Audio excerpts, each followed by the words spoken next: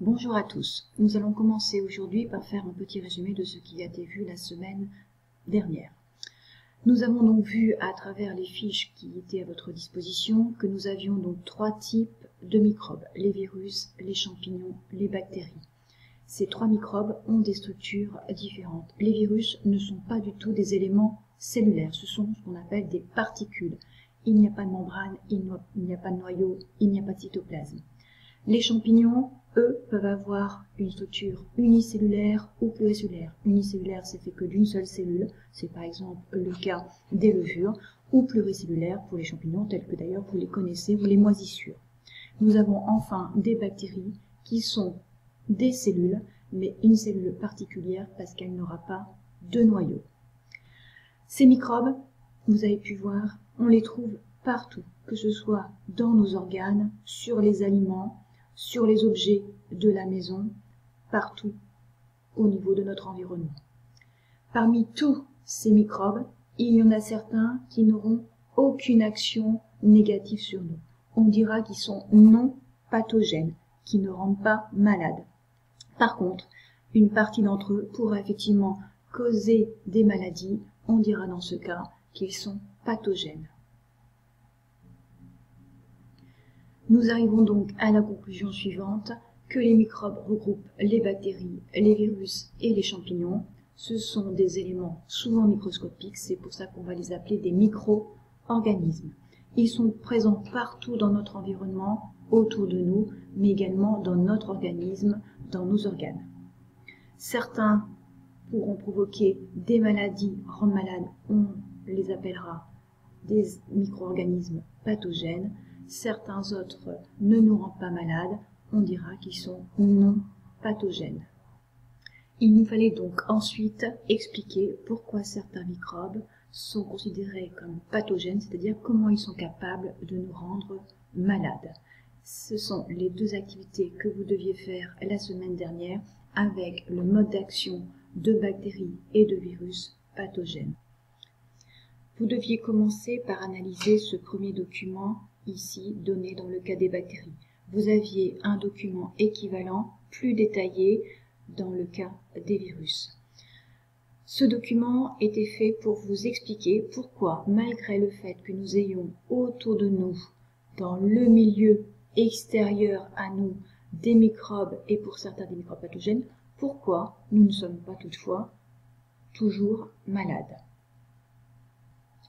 Il faut que vous compreniez bien que le milieu extérieur qui est représenté ici autour de l'individu est également présent ici au niveau de l'intérieur de l'appareil respiratoire, mais également au niveau de l'appareil digestif. D'où d'ailleurs tous ces petits pointillés en bleu qui représentent les microbes présents aussi dans ce milieu extérieur. Ces appareils étant en relation par la bouche et le nez dans le milieu extérieur, ils sont considérés comme étant effectivement notre milieu extérieur.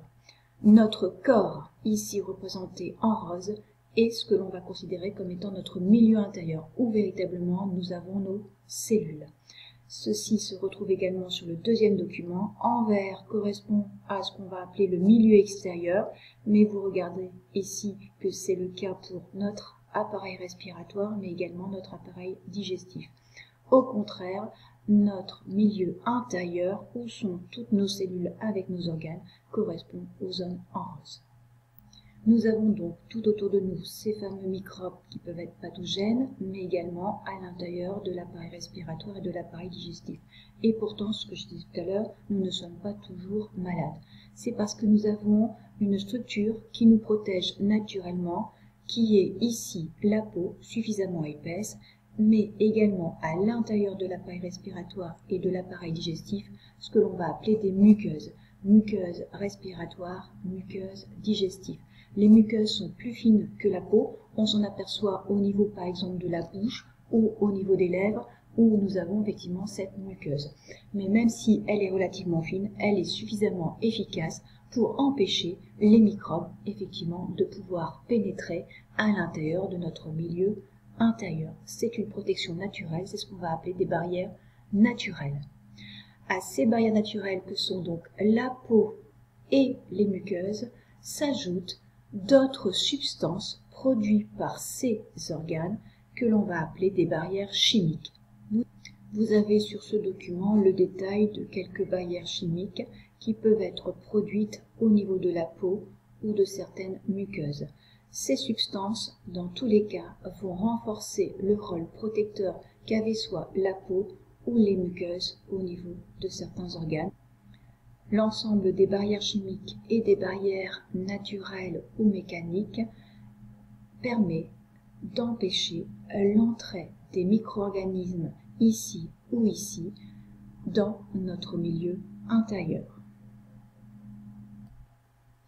Comment donc des bactéries peuvent-elles nous rendre malades en dépit de ces barrières naturelles que nous venons de voir qui existaient? Tout commence avec des aliments par exemple. Ces aliments peuvent contenir des bactéries pathogènes comme par exemple ici des salmonelles. Lorsque nous les mangeons, nous mangeons donc également ces fameuses bactéries pathogènes.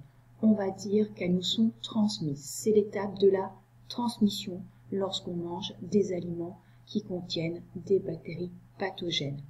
Cependant, ces bactéries pathogènes à l'intérieur des aliments que nous venons de manger sont toujours considérées dans le milieu extérieur.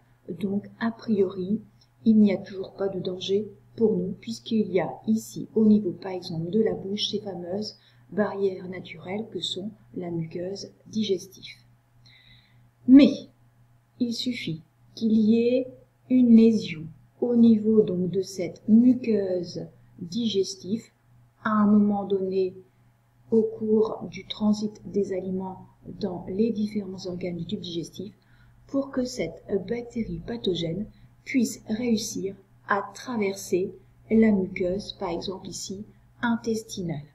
Autrement dit, c'est la seconde étape, c'est la contamination.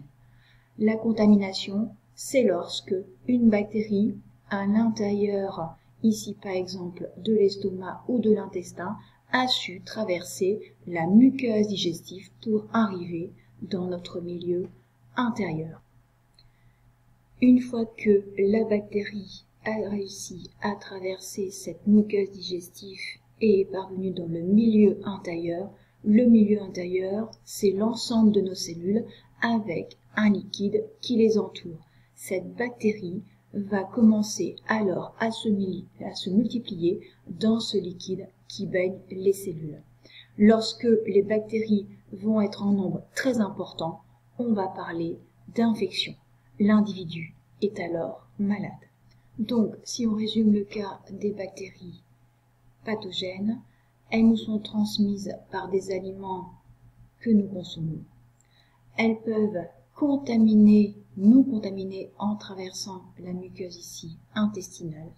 Et enfin, elles peuvent provoquer une infection lorsqu'elles vont se multiplier dans le liquide qui entoure, qui baigne les cellules de notre milieu intérieur.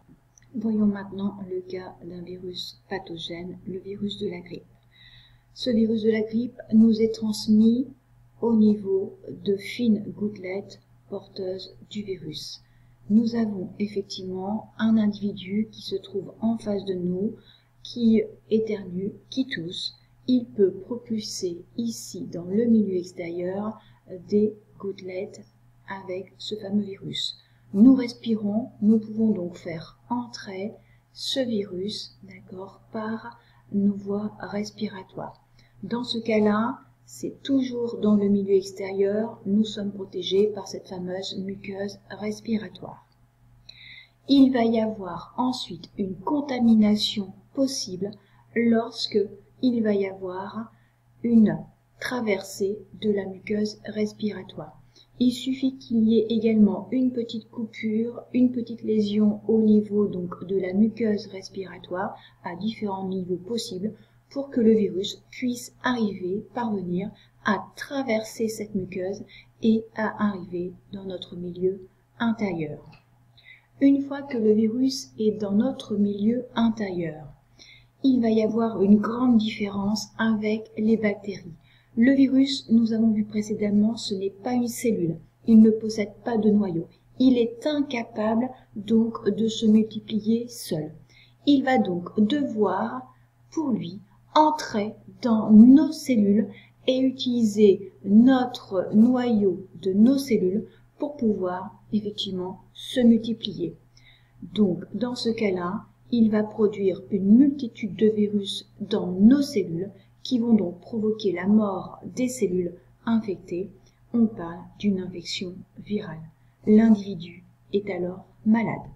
Donc, si nous résumons les étapes cette fois-ci pour le virus nous est transmis par les fines gouttelettes porteuses de virus. La contamination se fait dans ce cas-là par la traversée de la muqueuse respiratoire et l'infection a lieu lorsque le virus va se multiplier dans les cellules et qu'elle va provoquer effectivement la mort de ces cellules. Nous arrivons donc à la conclusion du mode d'action des microbes pathogènes, les bactéries et les virus. Donc la transmission des microbes pathogènes peut se faire soit par contact direct, donc par exemple en touchant des objets ou par le contact de la peau d'une main, par l'air, comme on vient de le voir avec le cas du virus de la grippe, ou par les aliments, comme dans le cas de la bactérie salmonelle. Ces microbes peuvent alors pénétrer à l'intérieur de l'organisme en traversant la peau ou les muqueuses. C'est ce qu'on va appeler la contamination. Ils sont, dans ce cas ici, lors de la transmission, encore dans le milieu extérieur.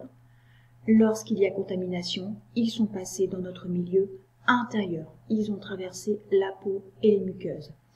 Ils vont ensuite, une fois qu'ils sont dans notre milieu intérieur, pouvoir se multiplier. Ils se multiplient soit dans une cellule pour les virus, soit directement dans le milieu intérieur, dans le liquide où baignent les cellules, pour le cas des bactéries.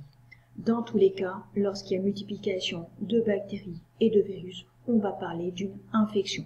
L'individu est déclaré malade.